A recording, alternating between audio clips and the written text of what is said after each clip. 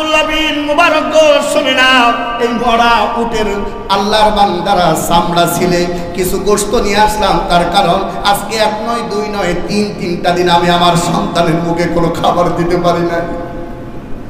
আমার সন্তানের হাজারি আমার কলিজা ভেদ করে মনে হচ্ছে যেন আগুন দাও দাও করে জ্বলতেছে। আব্দুল্লাহ বিন মুবারক তিনটা দিন জান্না পরিমাণ খাবার আমি আমার সন্তানের মুখে তুলে দিতে পারি না। কাজে গেছে, কাজ পায় নাই, মরা উট সামনে দেখে চামড়া ছিলে কিছু গোশত সিদ্ধ করে আমার সন্তানের মুখে তুলে দিয়েছি। আমি জানি আপনারা সাইবে মাল, যাকাত ফিতরার মাল আপনাদের খাওয়া জায়েজ নাই। আর এই মরা গরুর গোশত জ্বালায় জ্বালায় আমার সন্তানদের মুখে যখন উঠায় দেয়, আমি দেখছিলাম আপনার সন্তানটা ফেল ফেল করে আমাদের দিকে তাকাই আছে। যাকাত ফিতরার মাল যাদের খাওয়া জায়েজ নাই, হুজুর বলেন আমি যদি মরা উটের গোশত না দিয়ে ভুল করে থাকি, আল্লাহর রাস্তে আল্লাহর ওসিলায় আল্লাহর জন্য আপনি আমাকে মাফ করে দেন। আব্দুল্লাহ বিন মুবারক দু চোখের পানি টপ টপ করে ফেলতেছে, আসমানের দিকে নজরটা দিয়ে বলতেছে, ভাই আপনি আমার প্রতিবেশী, আপনার খবর নিতে পারি নাই। দৌড়াই চলে গেল বাড়িতে। মুসলিম উম্মার ভিতরে আমরা যাদের নাম শুনেছি তাদের ভিতরে আব্দুল্লাহ বিন মুবারক একজন। আব্দুল্লাহ বিন মুবারক যদি কোনো মজলিসে যেত, ওই মজলিসের মানুষগুলো মনে করত জানো আমাদের এই মজলিসে আল্লাহর জান্নাতি একটা আলো আমাদের মজলিসে এসেছে। বলেন সুবহানাল্লাহ। আব্দুল্লাহ বিন মুবারক ছিল অনেক আল্লাহওয়ালা, আল্লাহর গোলামের অনেক বড় ঘটনা। আব্দুল্লাহ বিন মুবারক হজ করেছে, ফরজ হজ করা হয়ে গেছে। আল্লাহর বান্দারা উমরায় যাবে, বেডিং পত্র সব গোছানো, অনেক বড় ঘটনা। আল্লাহর বান্দারা একান্ত আপনজনে আমার আব্দুল্লাহ বিন মুবারক বেডিং পত্র সব গোছানো হয়ে গেছে। হঠাৎ করে তার সন্তানটা বারান্দায় গুনগুন গুনগুন করে কান্না করতেছে। আব্দুল্লাহ বিন মুবারক সন্তানটাকে বুকের ভিতরে জড়ায় ধরে বলতেছে, বাবা কান্না করো না, অল্প দিনে আমি চলে আসব। আব্দুল্লাহ বিন মুবারক মনে করতেছে আমার সন্তান আমি হজে যাচ্ছে, এই জন্য কান্না করতেছে, দেখা হবে না। আব্দুল্লাহ বিন মুবারক কলিজার ভিতরে আটকে নিয়ে বলতেছে, বাবা চিন্তা করো না, অল্প কয়েকদিনের ভিতরে আমি চলে আসব। আল্লাহর বান্দারা কান্তবীর আপনজনে আমার সন্তানের কান্না থামে না, ডাকতে বলতেছে, বাবা কেন কান্না করে জানতে চায়। আল্লাহর বান্দারা আব্দুল্লাহ বিন মুবারকের সন্তান ডাকতে বলে, বাবা এই যে পাশের বাড়ি গোশত রান্না হচ্ছিল, আমি দীর্ঘ সময় দাঁড়াইছিলাম, ওই বাড়ির প্রতিটা মানুষ গোশত খেলো আর আমারে ঘাড় ধাক্কা দিয়ে বের করে দিল। আল্লাহর বান্দারা একান্ত আপনজনে আমার আব্দুল্লাহ বিন মুবারক বলল, এটা আমার প্রতিবেশী, আর এইটা যদি ছোট্ট বাচ্চাদের সঙ্গে যদি এই দুর্ব্যবহার করে। এরপরে সন্তানটাকে নিয়ে আস্তে করে চলে গেলেন তার বাড়িতে, সালাম দিলেন, আসসালামু আলাইকুম ইয়া আহলাল বাইত। বাড়ির ভিতর থেকে আল্লাহর বান্দারা এক ব্যক্তি বেরিয়ে আসলো। আব্দুল্লাহ বিন মুবারক রাহমাতুল্লাহি আলাইহি দেখে কলিজা ঠান্ডা হয়ে গেল। ডাকতে বলতেছে, হুজুর আপনি এত বড় মাপের মানুষ, আমার বারান্দায় আপনি বললেই তো আমি যেতে পারতাম। আল্লাহর বান্দারা কান্তবীর আপনজনে আমার আব্দুল্লাহ বিন মুবারক বলতেছে, আমি আপনার বাড়ি মেহমান হিসাবে আসি নাই, আপনার কাছে জানতে চাই এই যে ছোট্ট মাসুম বাচ্চাটাকে আপনি চেনেন। আল্লাহর বান্দারা আব্দুল্লাহ বিন মুবারক বলতেছে, হ্যাঁ চিনি, আপনার বাড়িতে আসছিল, হ্যাঁ আপনারা গোশত রান্না করেছেন, বলে হ্যাঁ এই ছোট্ট বাচ্চাটা আপনার বাড়ির বন্যারে দাঁড়াইছিল। আপনি কি নবীর সে হাদিস জানেন না যে ছোট্ট বাচ্চাদের সঙ্গে সুন্দর ব্যবহার করে না, যারা ছোটদের ইজ্জত, যারা ছোটদেরকে স্নেহ করে না, বড়দেরকে ইজ্জত দেয় না, ওরা আল্লাহর জান্নাতে যাওয়ার কোনো সম্ভাবনা নাই। এই ছোট্ট মাসুম বাচ্চাটা আপনার বাড়ির কর্নারে দণ্ডায় মানুষে বারবার বারবার তোমার রান্না গোশতের দিকে তাকাচ্ছিল, তোমার কি খেয়াল হয় নাই, বরং তুমি ঘাড় ধাক্কা দিয়ে বের করে দিয়েছো।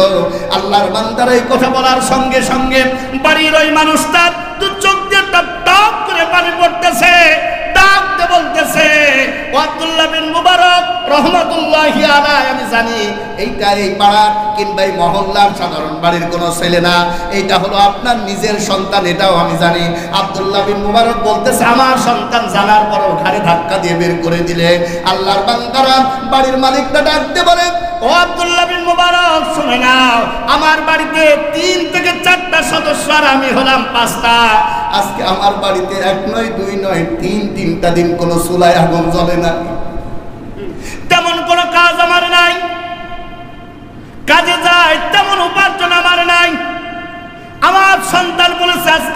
আমার মুখে খাবার কিংবা লুকমা যদি না তুলে দিতে পারো, বাবা গো আমি সহ্য করতে পারছি না। কাজে বেরিয়ে গেলাম, প্রতিমধ্যে কোনো কাজ পাই নাই, হঠাৎ করে আসছি। আস্তে আস্তে দেখি একটা মোড়া উট রাস্তার ভিতরে পড়ে আছে। আব্দুল্লাহ বিন মুবারক গো শুনে নাও, এই মোড়া উটের আল্লাহর বান্দারা চামড়া ছিলে কিছু গোশত নিয়ে আসলাম। তার কারণ আজকে 1 নয় 2 নয় 3টা দিন আমি আমার সন্তানের মুখে কোনো খাবার দিতে পারি না। আমার সন্তানের হাজারি আমার কলিজা ভেদ করে মনে হচ্ছে যেন আগুন দাও দাও করে জ্বলতেছে। আব্দুল্লাহ বিন মুবারক 3টা দিন জান্নাহ পরিমাণ খাবার আমি আমার সন্তানের মুখে তুলে দিতে পারি না। কাজে গেছে, কাজ পায় নাই। মরা উট সামনে দেখে চামড়া ছিলে কিছু গোশত সিদ্ধ করে আমার সন্তানের মুখে তুলে দিয়েছি। আমি জানি আপনারা সাইবে মাল, যাকাত ফিতরার মাল আপনাদের খাওয়া জায়েজ নাই। আর এই মরা গরুর গোশত জ্বালায় জ্বালায় আমার সন্তানদের মুখে যখন উঠায় দেয়, আমি দেখছিলাম আপনার সন্তানটা ফেল ফেল করে আমাদের দিকে তাকাই আছে। যাকাত ফিতরার মাল যাদের খাওয়া জায়েজ নাই, হুজুর বলেন আমি যদি মরা উটের গোশত না দিয়ে ভুল করে থাকি, আল্লাহর রাস্তে আল্লাহর ওসিলায় আল্লাহর জন্য আপনি আমাকে মাফ করে দেন। আব্দুল্লাহ বিন মুবারক তো চোখের পানি টপ টপ করে ফেলতেছে, আসমানের দিকে নজরটা দিয়ে বলতেছে, ভাই আপনি আমার প্রতিবেশী, আপনার খবর নিতে পারি নাই। দৌড়াই চলে গেল বাড়িতে।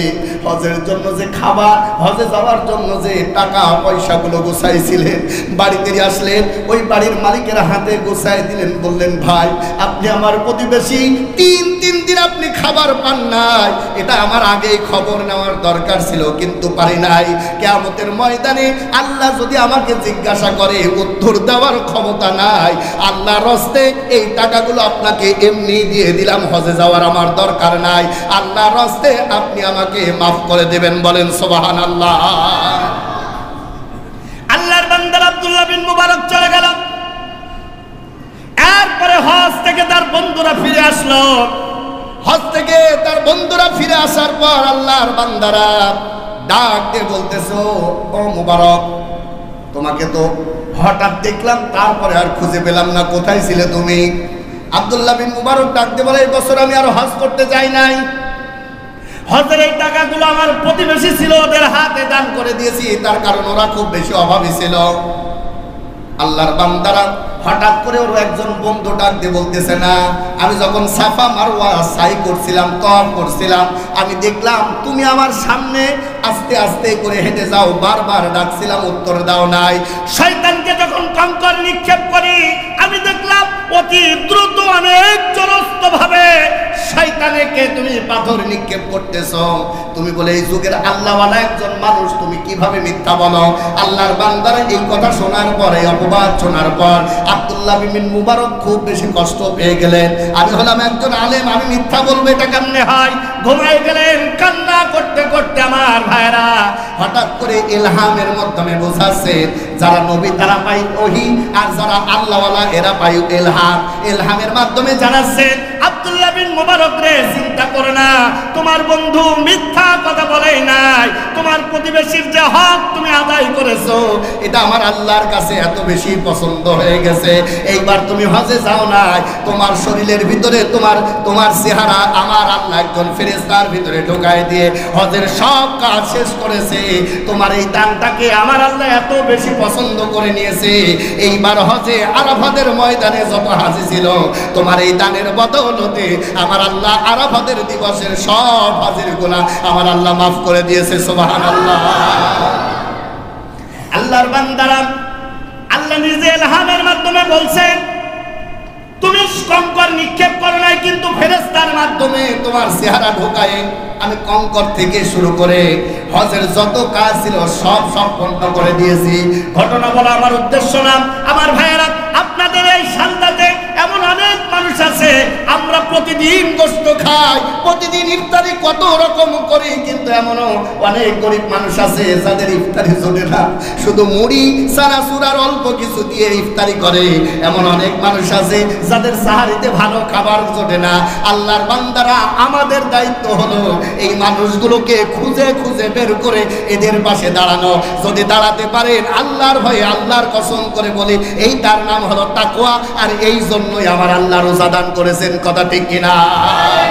এমন কত মানুষ আছে যাদের খাবার নাই। আমাদের তো মজুদ হয়ে থাকে গরুর গোশত, খাসির গোশত, কত প্রকার আইটেম, কিন্তু এমন অনেক মানুষ আছে, এই হরিপুর থেকে শুরু করে কত মানুষ আছে যারা স্টেশনে শুয়ে থাকে, যারা কাতরাচ্ছে খোদার যন্ত্রণায়, শুধু পানি খেয়ে রোজা আছে। আমাদের দায়িত্ব হলো ওদেরকে খুঁজে বের করে ওদের পাশে দাঁড়ায় আমাদের অর্থ ওদেরকে বুঝিয়ে দেওয়া। এর নাম হলো সদকা, এর নাম হলো যাকাত। বলেন কথা ঠিক কিনা বলেন ভাইরা? অথচ আমাদের টাকায় ছাতা পড়ে যায়, অসহায় মানুষের পাশে দাঁড়াতে পারি না। এই রোজা আল্লাহর দরগায় কবুল হওয়ার সম্ভাবনা নাই। তার কারণ আল্লাহ বলছেন লাআল্লাকুম, বলেন বলেন, তাত্তাকুন, তোমরা রোজা এই জন্য পালন করো যাতে তোমরা আল্লাহর ভয় অন্তরে জায়গা দিতে পারো। সম্মানিত ভাইয়েরা, আপনাদের কাছে করজোর অনুরোধ করি, সম্পদ থেকে যদি যাকাত দান করেন সম্পদ কমে না, এর রক্ষক হয়ে যায় কে? বলেন বলেন বলেন। 85,000 টাকা নাই এমন মানুষ, 95,000 টাকা নাই এমন মানুষ সালদায় কম না বেশি? হ্যাঁ বলেন বলেন। আপনারা এই যে সংঘবদ্ধ আছেন, এইভাবে যাকাত উঠান, এরপর এলাকার দিকে তাকায় দেখেন, দেখেন সালদা একটা মডেল হয়ে যাবে। সুবহানাল্লাহ বলবেন না? শুধু প্রতিটা মহল্লা থেকে, প্রতিটা জায়গা থেকে এই দায়িত্ব যদি আমরা পালন করতাম, আল্লাহর কসম করে বলি, আল্লাহর জান্নাত আমরা দুনিয়াতে দেখতে পেতাম। নামাজের কমিটি আছে, ইফতারের কমিটি আছে, সাহারিরও কমিটি থাকতে পারে। আল্লাহর বান্দারা, আপনাদের এই মসজিদের কমিটি আছে, মাদ্রাসার কমিটি আছে। বলেন তো দেখি এই মহল্লায় যাকাতের কমিটি কয়টা? এটা তো 3 নাম্বার ফরজ, 3 নাম্বার ধাপ ইসলামে। 1 নম্বরে কালেমা, 2 নম্বরে বলেন বলেন। কোরআনের এমন একটা জায়গা নাই যেখানে নামাজের কথা আছে আর যাকাতের কথা নাই, বলেন। অথচ এই সম্পর্কে আমরা উদাসীন। সম্মানিত ভাইরা, সময় নাই, অধিকার যেতে চাই না। যাকাত যারা দেয় না, এই যাকাতের সম্পদগুলো জাহান্নামের কীট হবে। আল্লাহ রাব্বুল আলামিন জাহান্নামের আগুনকে দাও দাও করে জ্বালাবে এই সম্পদগুলো দিয়ে। তখন ওরা বলবে, উনজুর, তাকাও, আমি তোমার সম্পদ। সম্মানিত ভাইরা, আমরা চেষ্টা করব, মাসলা মাসালে আপনাদের ইমাম সাহেব আছে, আপনারা পরবর্তীতে জেনে নেবেন। আজকের থেকে নিয়ত করেন, আমার সম্পদের মালিক আল্লাহ। বলেন বলেন। সম্মানিত ভাইরা, এখানে একটা কথা ছিল, আমি আর বলতে পারলাম না, এখন 30 বেজে গেছে। আল্লাহ তাআলা বলেন, রোজা রাখো আর যাকাত প্রদান করো, লাআল্লাকুম তাত্তাকুন। এখানে তো 3টা বিষয় আছে, এই জায়গায় ওইভাবে বললে হয়তো আপনারা বুঝবেন না।